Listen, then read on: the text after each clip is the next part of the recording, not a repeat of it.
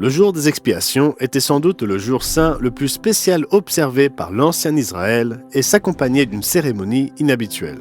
Il était unique car c'était le seul jour de l'année où Dieu commandait de jeûner et c'était aussi le seul jour de l'année où quelqu'un pouvait entrer dans le Saint des Saints à l'intérieur du temple. La cérémonie inhabituelle consistait à choisir 2 boucs par tirage au sort, une méthode utilisée dans l'Ancien Testament pour déterminer la volonté de Dieu sur une question. L'un des boucs était immolé, tandis que l'autre était emmené et chassé dans une terre désolée. Or, la signification prophétique et spirituelle de ces rituels physiques n'est révélée que dans les écrits du Nouveau Testament, de sorte que l'ancien Israël ne comprenait pas pleinement leur sens. Dans cette vidéo, nous nous servirons donc du Nouveau Testament pour expliquer la signification du jour des expiations et de ses rites. Mais nous devons d'abord examiner quelques aspects importants de ce jour retrouvés dans l'Ancien Testament. Le premier aspect se trouve dans Lévitique chapitre 23 verset 27 où Dieu ordonna que ce jour soit observé. Il dit « Le 10e jour de ce 7e mois, ce sera le jour des expiations. Vous aurez une sainte convocation, vous humilierez vos âmes, c'est-à-dire jeûner, voir Psaume 35, verset 13 et Ésaïe 58, verset 3. C'est une loi perpétuelle pour vos descendants, dans tous les lieux vous habiterez. » Dieu ordonna donc au peuple de jeûner pour observer ce jour. Et ce jour serait encore en vigueur même après l'instauration de la Nouvelle Alliance, car nous lisons qu'il devait être observé chaque année comme une loi perpétuelle. En outre, tous les 50 ans, le jour des expiations marquait le début d'une année très spéciale, un deuxième aspect du jour qui se trouve dans l'Ancien Testament, mais ayant aussi une signification prophétique révélée dans le Nouveau Testament. Il s'agit de l'année du Jubilé, une réinitialisation économique, agricole et sociale que Dieu conçut pour l'ancien Israël afin d'assurer un certain niveau d'égalité, de restauration et de renouveau. Voici ce qu'il est écrit dans Lévitique chapitre 25. « Le 10e jour du 7e mois, tu feras retentir les sons éclatants de la trompette. Le jour des expiations, vous sonnerez de la trompette dans tout votre pays.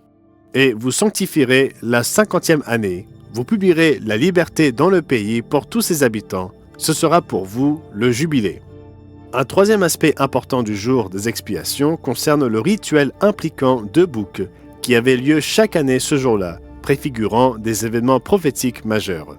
La cérémonie complète est décrite dans le chapitre 16 du Lévitique. Nous vous encourageons à lire le chapitre dans son intégralité, mais pour cette vidéo, nous nous concentrerons sur les 2 boucs.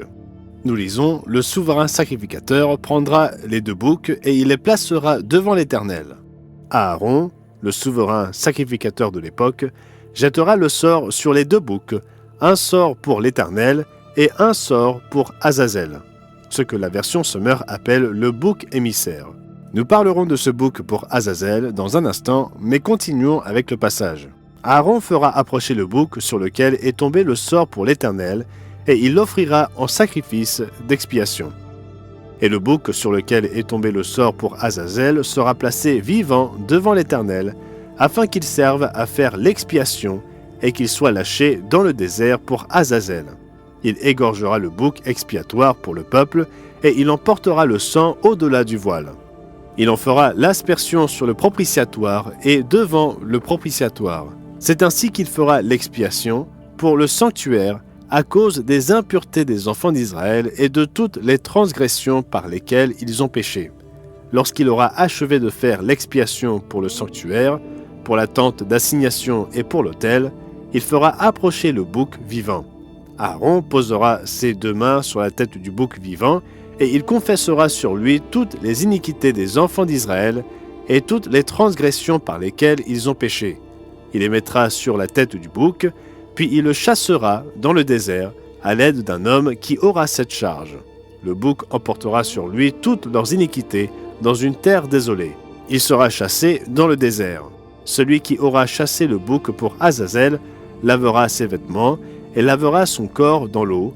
Après cela, il rentrera dans le camp.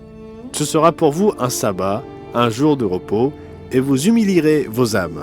C'est une loi perpétuelle. Il y a beaucoup à dire à ce sujet, mais ce rituel institué par Dieu était différent de tous les autres dans l'Ancien Testament. Maintenant que nous avons examiné ces aspects clés de l'Ancien Testament concernant le jour des expiations, explorons la signification spirituelle et prophétique de ce jour à partir des éclaircissements fournis par les écrits du Nouveau Testament. Commençons par les boucs. Le premier bouc sur lequel tomba le sort pour l'Éternel devait être offert en sacrifice d'expiation pour les péchés du peuple, son sang étant répandu sur le propitiatoire dans le lieu très saint. Nous pourrions nous demander quel sacrifice a expié nos péchés et le sang de qui a été versé pour nous. Mais nous n'avons pas besoin de deviner, car ce que représente ce bouc est expliqué dans le livre des Hébreux, où plusieurs versets des chapitres 9 et 10 se rapportent à la cérémonie même accomplie le jour des expiations. Nous lisons au chapitre 9, versets 11 et 12. « Mais Christ est venu comme souverain sacrificateur des biens à venir. Il a traversé le tabernacle plus grand et plus parfait, qui n'est pas construit de main d'homme, c'est-à-dire qui n'est pas de cette création. Et il est entré une fois pour toutes dans le lieu très saint, non avec le sang des boucs et des veaux, mais avec son propre sang, ayant obtenu une rédemption éternelle. Car il est impossible que le sang des taureaux et des boucs ôte les péchés.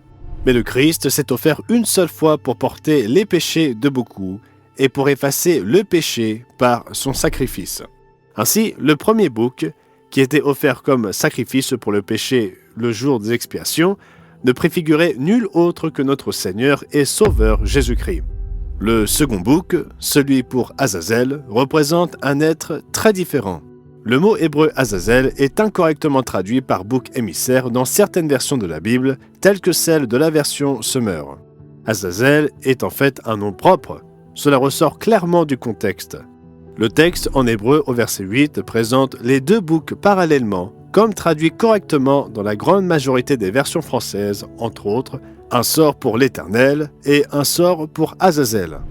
Cela implique qu'un bouc est pour l'Éternel, tandis que le second bouc ne l'est manifestement pas, mais pour un autre, soit pour Azazel. Ainsi, le bouc marqué pour l'Éternel était égorgé en tant que sacrifice pour le péché. Son sang servait à faire l'expiation pour le peuple, c'est-à-dire qu'il réconciliait le peuple avec Dieu en effaçant sa culpabilité. Les versets 15 et 16 disent « Il égorgera le bouc expiatoire pour le peuple, il en portera le sang au-delà du voile. Il en fera l'aspersion sur le propitiatoire et devant le propitiatoire. C'est ainsi qu'il fera l'expiation pour le sanctuaire à cause des impuretés des enfants d'Israël et de toutes les transgressions par lesquelles ils ont péché. » D'autre part, le bouc pour Azazel n'était pas immolé en sacrifice pour le péché, et l'expiation était faite sur lui. Le verset 10 dit « Mais le bouc sur lequel le sort sera tombé pour Azazel sera placé vivant devant l'Éternel, afin de faire sur lui l'expiation. » Il faut comprendre que le bouc pour Azazel ne faisait pas l'expiation pour le peuple. Plutôt, les péchés du peuple étaient placés sur sa tête et il était renvoyé vivant dans le désert. Le souverain sacrificateur confessait tous les péchés du peuple sur la tête du bouc pour Azazel, et celui-ci devait les emporter sur lui et être chassé dans le désert. Tandis que Jésus-Christ donna volontairement sa vie pour être notre sacrifice pascal, le récit en hébreu laisse entendre que le bouc pour Azazel était chassé, forcé à se rendre dans le désert. Il convient également de noter qu'il était chassé dans le désert à l'aide d'un homme qui aura cette charge, renvoyant le bouc dans une terre désolée, qui n'était pas le souverain sacrificateur. Si le premier bouc, celui pour l'Éternel, représente Jésus-Christ, qui représente donc ce mystérieux bouc pour Azazel? Il ne représente nul autre que Satan le diable. Dans une large mesure, Satan est coupable des péchés de l'humanité depuis le tout début. Apocalypse 12, verset 9 dit qu'il a séduit toute la terre. C'est sur la tête de Satan que repose une grande partie de la responsabilité du péché. Et en tant qu'instigateur du péché et séducteur de toute l'humanité, il doit porter la responsabilité de ses péchés confessés sur sa tête devant Dieu. Le jour des expiations a lieu entre la fête des trompettes, qui symbolise le jour du Seigneur et le retour de Jésus-Christ, et la fête des tabernacles, qui symbolise le règne millénaire de Jésus-Christ. Ce placement chronologique ne s'agit pas d'une coïncidence, mais d'un dessein divin. Le bannissement du bouc pour Azazel, chassé loin du peuple vers une terre désolée le jour des expiations, représente une étape absolument essentielle de la prophétie qui doit encore s'accomplir, à savoir le bannissement de Satan le diable, lequel aura lieu peu après le retour de Jésus et juste avant l'établissement de son royaume. Cela est décrit dans Apocalypse 20, versets 1 à 3. Puis je vis descendre du ciel un ange qui avait la clé de l'abîme et une grande chaîne dans sa main. Il saisit le dragon, le serpent ancien, qui est le diable et Satan, et il le lia pour 1000 ans. Il le jeta dans l'abîme, ferma et scella l'entrée au-dessus de lui, afin qu'il ne séduise plus les nations, jusqu'à ce que les 1000 ans soient accomplis. Ainsi, grâce au sacrifice de Jésus qui ôta le péché du monde, et après le bannissement de Satan le diable pendant 1000 ans, l'humanité pourra enfin devenir un avec Dieu. Le mot expiation signifie littéralement réconciliation, car il s'agit de la réconciliation entre Dieu et l'humanité, comme le symbolise ce jour. Il est intéressant de noter que le jeûne qui a lieu ce jour-là nous invite à l'humilité devant le Créateur de l'univers et à nous aligner sur sa volonté. C'est un outil spirituel qui nous aide à résister à Satan, à éliminer les distractions et à nous rapprocher de Dieu. Jacques dit « Soumettez-vous donc à Dieu, résistez au diable, et il fuira loin de vous. Approchez-vous de Dieu, et il s'approchera de vous.